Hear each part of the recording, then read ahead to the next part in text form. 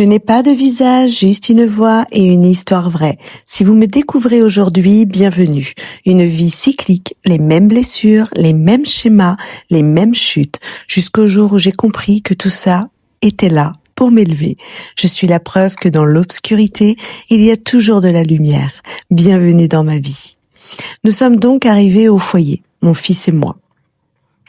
9 mètres carrés. Ça vous met une claque, forcément.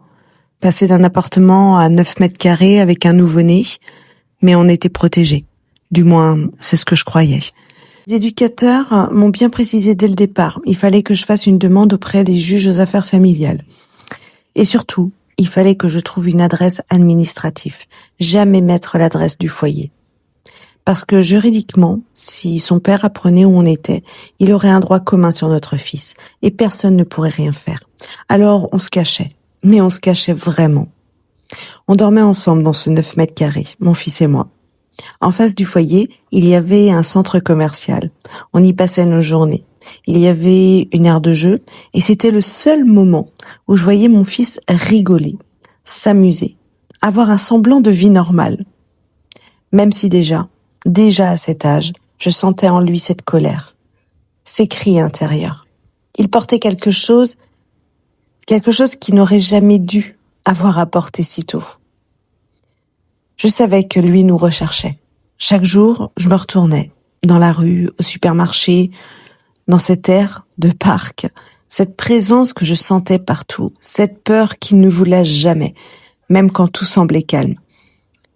Vous connaissez ce sentiment quand vous avez peur de croiser quelqu'un au coin d'une rue.